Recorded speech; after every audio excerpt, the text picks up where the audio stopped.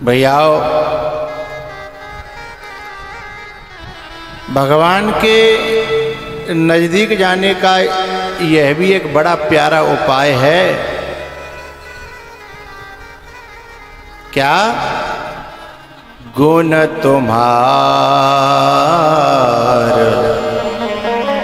समुझै निज दोषा,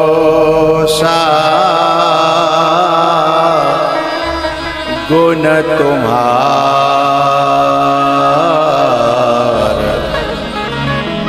समुझै निज दोषा, गुण तुम्हार।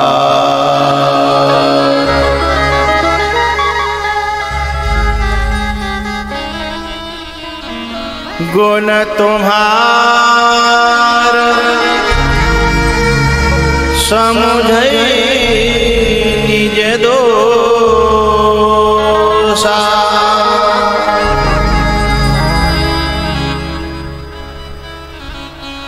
जो गलती अपने में देखे, ठाकुर जी में नहीं, गलती खुद में देखे, परमात्मा में नहीं, गलती खुद में देखे, अपने इष्ट में नहीं, गलती खुद में देखे, अपने आश्रयदाता में नहीं,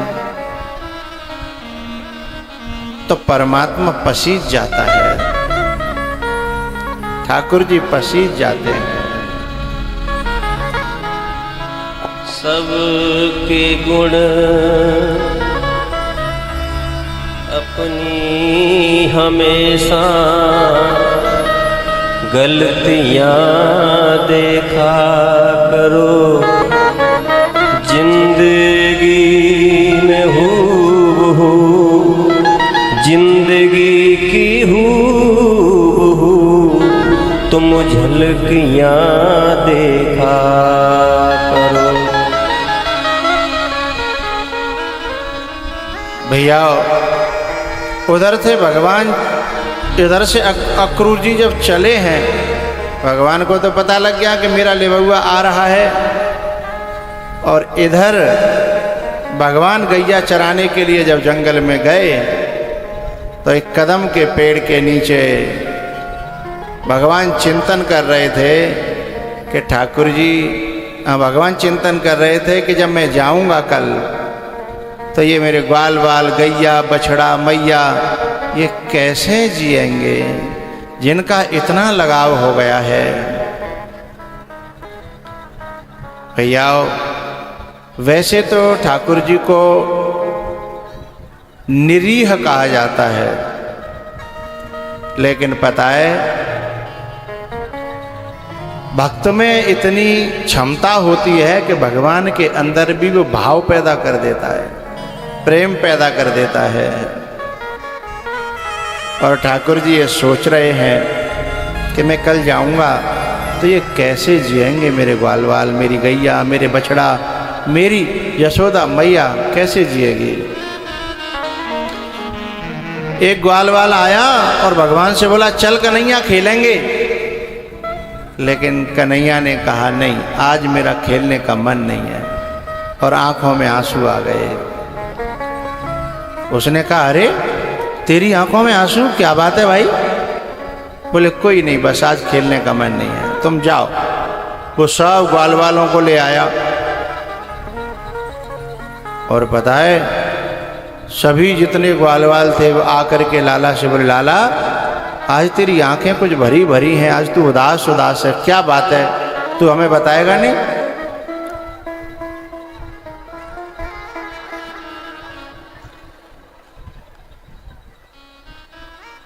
भगवान ने कहा, भैया एक बात बताओ, काउदना हमारो तुम्हारो वियोग है गो,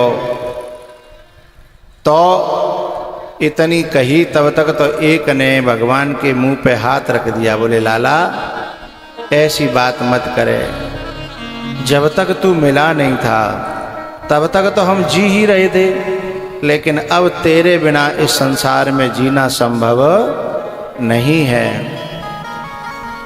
भैया, इसी बात को गोविंद ने 11वें स्कंध में उद्धव से कहा है, उद्धव ता मन मनस्का मत प्राणा मदरते त्यक्त देहिका। वे गोपियां हैं ना, उनके प्राण और मेरे प्राण अलग अलग नहीं है। ता मन मनस्का मत प्राणा मदरते त्यक्त देहिका। बोले देहिका मन देह से जुड़े हुए जितने भी भोग हैं और संबंध हैं, त्यक्त उनको त्यागी हुई हैं, वो छोड़ी हुई हैं। वे लगता है संसार में रह रही हैं, पर उन गोपियों से बड़ा सन्यासी इस धरती पर दूसरा कोई है नहीं। सन्यास में तो संसार छोड़ना पड़ता है, लेकिन प्रेम में संसार अपने आप छूट जाता है, छोड़ना नहीं पड़ता।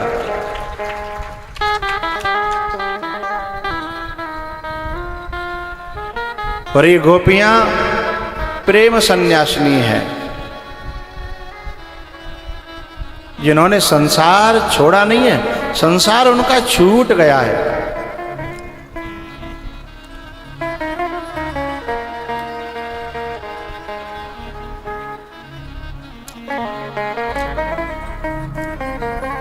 एक बात बताऊं भैया, जब भगवान राम युद्ध करके जब लौटे अयोध्या, तो गुरु वशिष्ठ जी के चरणों में प्रणाम किया, तो उन्होंने धनुष बड़े संभार के एक तरफ रखा, अपने बाणों का तरकस रखा उतार करके, और उसके बाद अपने गुरु जी को प्रणाम करते हैं।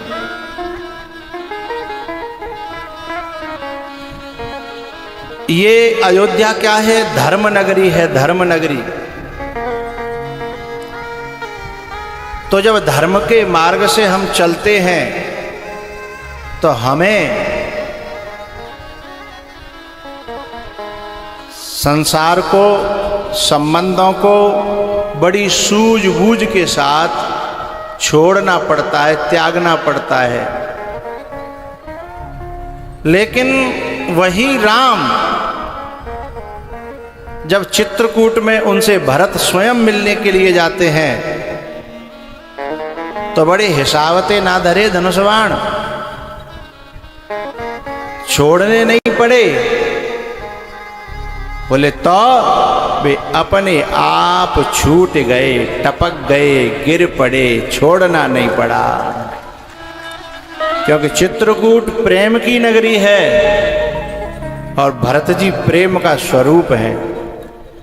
जब धर्म सामने आता है, यानी गुरु वशिष्ठ, तो राम जी ने धनुष बाण बड़े हिसाब से सोच समझ के रखे, छोड़े। लेकिन जब भरत सामने आया तो छोड़ने नहीं पड़े, अपने आप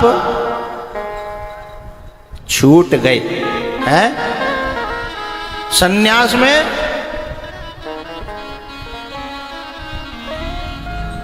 रस रस सुख सरित सर पानी। गोस्वामी जी ने कहा है, जैसे अभी ये चारों तरफ पानी भर गया खेतों में, पांडाल से आसपास, ये बीच में भी पानी भरा था, वो तो इन बच्चों ने मेहनत करके और श्रोताओं के लिए जगह बनाई है। इन बच्चों को बार बार आशीर्वाद, धन्यवाद और साधुवाद है। बाहर से आए हुए श्रोताओं को जगह बनाना, कथा सुनने के लिए तैयारी करना और खुद कीचड़ में घूमना है। जब जमीन पे लगा कि जनता नहीं बनेगी तो तख्त, कितने तख्त इकट्ठे किए, उस पर भी बात नहीं बनी, तो ट्रैक्टर एक एक करके ट्रैक्टर, एक एक करके ट्रैक्टर है, खेतों में ट्रैक्टर खड़े कर दिए, उस पर चढ़ो और मेरे पास ले आते हैं कि ले जाते दर्शन करो और कथा सुनो। है यह बहुत बड़ी बात है, ये बहुत बड़ी, जोर से बजाइए।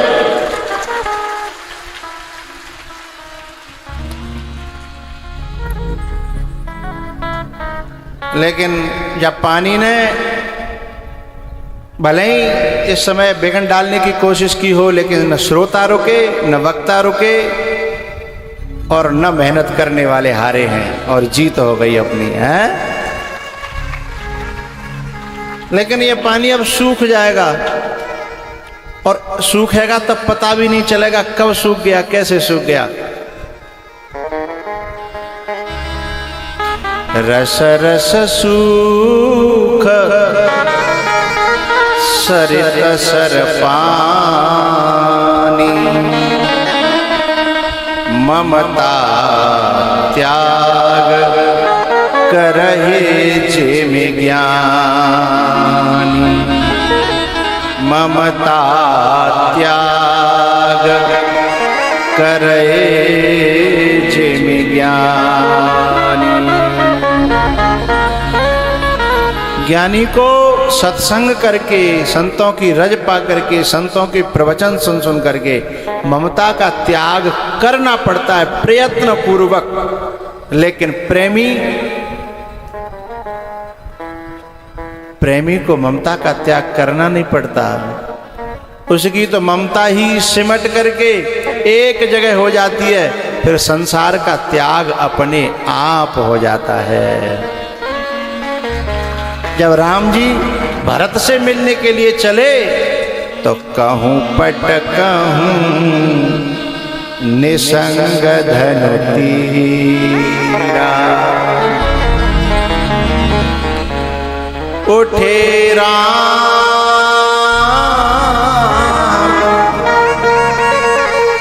सुन प्रेम अधीरा, कहूं पट कहूं निसंग धनु तीरा।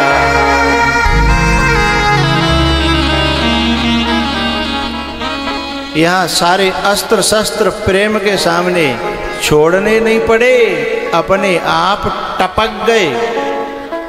तो देह से जुड़े हुए विषय संबंधी ये सब अपने आप छूट जाते हैं, क्योंकि चारों तरफ से ममता सिमट करके जब एक में लगती है ना, सब सो ममता ताग बटो। ये ग्वालवाल यही तो कह रहे हैं, लाला अब तेरे बिना अब दुनिया में कोई अच्छा नहीं लगता। न माता न पिता तस्य, न तो माँ न बाप, न भ्राता न सुतादयः, न भैया और न पुत्र। सब सो ममता ताग बटोरी, सब सो भैयाओ जाको दुनिया ते मन हटके कथा में लग जाए वो सौभाग्यशाली है। जाको मन दुनिया ते हटके सदगुरु में लग जाए वो परम सौभाग्यशाली है। और जाको मन सब दुनिया से हटके परमात्मा में लग जाए वो परम परम परम परम सौभाग्यशाली है।